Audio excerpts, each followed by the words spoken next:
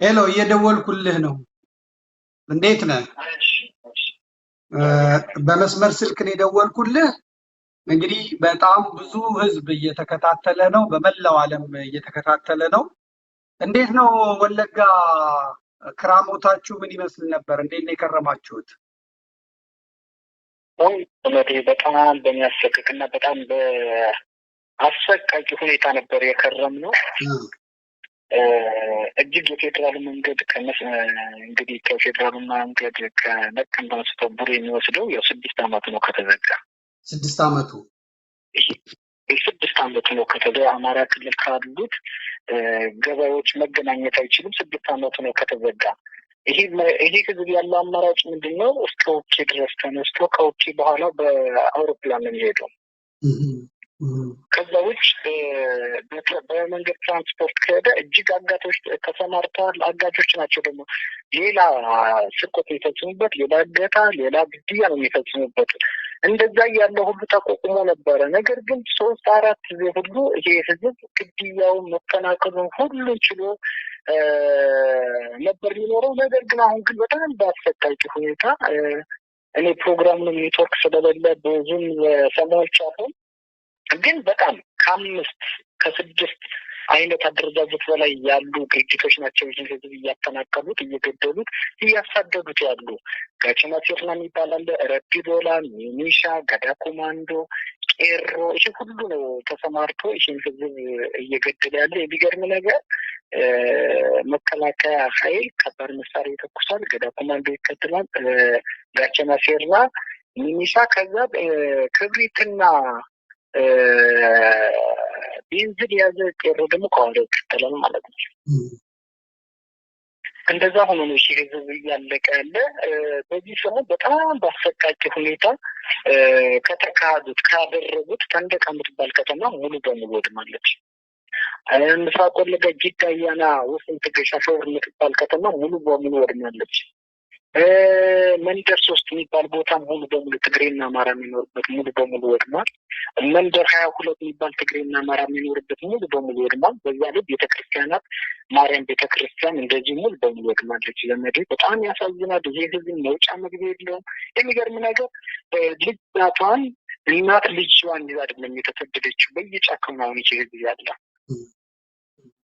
በጣም አሁን እንደዚህ ስልፍ ጫካ ውስጥ ነው ራሱ የሚል ነገር ለአንተ እያወራሁ ያለ በጣም እንደው ለዚህ ህዝብ ድምፅ ሆኑት እባካቸው ዘመዴ።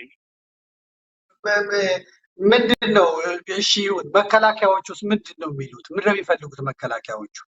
የሀገር መከላከያ ሰራዊት የአንድ ሀገር መከላከያ ሰራዊት ሆኖ ሳለ ትግሬና አማራን ነጥሎ መንደሩን ማውደም፣ መንደሩን ማንደድ ምን ይባላል? ምንድነው መከላከያዎቹ የሚሉት? የመከላከያ መሪዎች ውስጥ ምንድን ናቸው? በብሔር በነገር ታውቋቸዋላችሁ?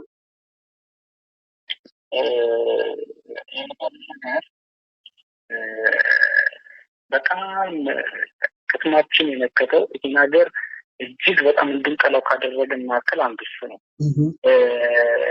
ራሳችን እንዳንከላከል ራሳችን እንዳንል በጋ ላይ ያለውን ሁሉን ነገር ህዝብ የወደሙት በጋ ነው። መጀመሪያ መከላከያ እናውቃቸዋለን፣ አብረውን ኑረው ነበረ። አሁን ግን አላማቸው ምንድነው? ይሄ ማህበረሰብ ከዚህ ላይ ምንድነው ስትራቴጂ ብለን ጠጋ ብለን ስናማክራቸው ይሄ ህዝብ ከዚህ እንዲኖር አይፈለግም ያሉን። ከዚህ ቦታ ላይ መነሳት አለበት፣ ይሄ ቦታ ላይ አማራ እንዲኖር አይፈለግም። እሺ ካልሆነ እንኳን ከበጋ በንደስ ሲባል እንዴ የተዘራው ምርት የሚፈልገው አካል አለ ይሏል። እህሉን ማለት ነው። አሁን የተዘራው እህል የሚፈልገው አካል አለ። አሁን 2ኛ ሩያ ተደርጎ ኦልሬዲ ሊበላ ደርሷል፣ እሸቱ ደርሷል። እሱንን እንዲበላ አይፈለግም። ስለዚህ ቢያንስ አጅባችሁ ሰሩ አይቻልም። እሺ ይሄኛውንም ዘጉ ይሄንን ዘጉ ታልቃታለ። ከዚህ ምድር ላይ ምን ይላሉ? ወለጋ የአማራ መቀበሪያ ነው የሚሉት። ወለጋ የአማራ መቀበሪያ ነው። አዎ በቃ ይሄ ነው መፈክራችን ስታይ የሚገርምህ እንደው ዘመዴ እጅግ እነዛን አባት አይታቸዋል። እነዛን አባት አይታችኋል? የቅድስት ሥላሴ ቤተክርስቲያን ዋና አስተዳዳሪና እነሱ አባቶች ማክሰኞ ዕለት ማህበረሰቡን አሰባስበው ድንገት በህልም የሆነ ነገር ይመጣል፣ በህልም እንደው እስኪ እንብላና በጋራ እስኪ ሰላም ይመጣል ብለው ማህበረሰቡን አስተባብረው የሚካኤል ዕለት ሁሉም ማህበረሰብ እያንዳንዱ 5 እንጀራ አዋጡ ብለው ለረጲዶላ እንጀራ ይዘን ሄደን ነበረ። ያንን እንጀራ እንኳን ይገኛል። ያንን እንጀራ ባበሉ በበነጋው የዓመቱ አይደል በ13 ነዳ ኮማንዶ መጣ። እሳቸውንም እጅግ በአሰቃቂ ሁኔታ እንዲያደርጉ ገደሏቸው። ቢያንስ እንኳን እኛ ለመቅረብ እነሱ ላለመቅረብ ነው የሚጠሩት። እንደዛ አድርገው ገደሏቸው። በጣም ያሳዝናል። መምህር እንደው እጅግ ይሄ የምነግርህ በጣም ትንሹን ነው። ወለጋ ላይ እየተደረገ ያለው አንድ ሰው ምን አንድ ሰው ከአለው ላይ ሊስትሮ የሚሰራ ሰው የሊስትሮውን ዕቃም ሆነ ምንም ያልከሰረ ሰው የለም ወለጋ ላይ። እና ንብረት አሁን ላይ የወለጋን ወጣት ወይም የወለጋን ሰው ደውለህ እንደው ስለ ንብረት እንድታወራው ብትጠይቀው ክሳራውን ክሳራ አይደለም የሚለው፣ ህይወታችን እንዴት እናድን ነው የሚለው።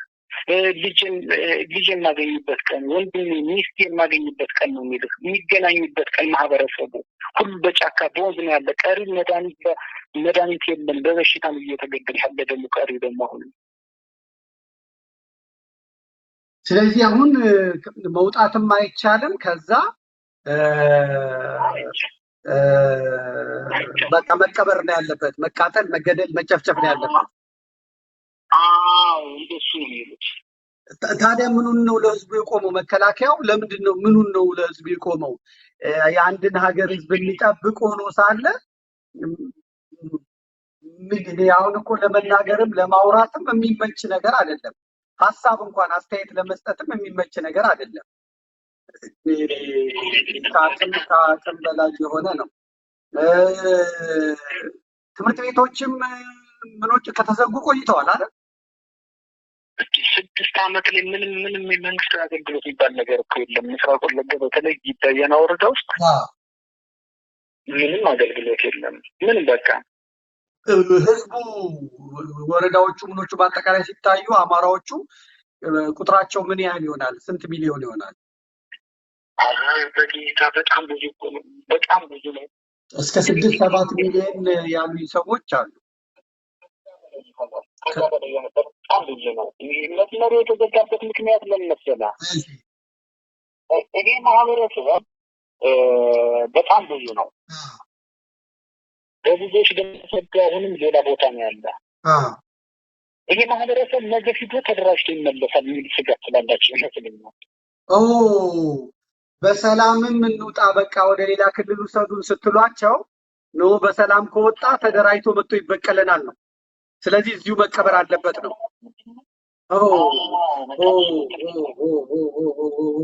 ገባኝ። እና በጣም እንትን ይላል። እውነት ለመናገር የማዕከላዊ እዝ ነው እዚህ ያለው። ማዕከላዊ እዝ የሚባል ኮሎኔል ዘውዱ የሚባል ነው እንትን የሚለው ምንም ገና ታልቃታለህ ነው ያለው። ገና ታልቃታለህ? አዎ ገና ታልቃታለህ። ኦኬ። ዘውዱ ምንድነው ነገዱ? ብሄሩ ምንድነው ዘውዱ? እኮ ይሄ ዘውዱ በለው የቅማንቱ ነው ወይስ የአገው ሸንጎ ነው? እንግዲህ ግን ብቻ ወደ አማራ እንደሆነ ነው የሚመራው። እሱ ነው ዘውዱ ነው። ጀነራል ዘውዱ የሚባለው ምንድነው ብሄሩ? ንገሩኝ እስቲ ሁላችሁም። ዘውዱ ማን ነው ያባቱ? አባቱን ብዙም አላውቀውም፣ ግን ሰብስቦን እኔ እንደዚህ ነኝ በእናንተ የተነሳ ተሸማቀቅኩ አለ ማለት ነው። እሺ በእናንተ የተነሳ ተሸማቀቅኩኝ። ቢያንስ እንረፍ እንትን እኮ ግባት እኮ የለም መምህር። ይህን ሁሉ ስናረፍ እርሻ ሲታረፍ ግብአት የለም። ይህ ምርጥ ዘር በል ማዳበሪያ ምርጥ ዘር ማለት ነው። አማራ በሚበዛበት ቦታ እነሱ አይሰራጭም። እሱ እንደዚህ አይሰራጭም። ምድር ከሆነ ደግሞ ቅድሚያ አንተ ላይ ነው የሚመጡት። የሚጨንቅ ነገር የሚገርም ነው። ስለዚህ አሁን ኦኬ ካርዱ አልቋል። ጀርመን ያላችሁ ሞባይል ካርዱን የላይካ ካርድ ላኩ። ጀርመን ያላችሁ ላኩ። በመስመር ስልክ ነው ወለጋ የደወልኩት። እንደምታዩት ነው እንግዲህ ጀነራል ዘውዱ ማን ነው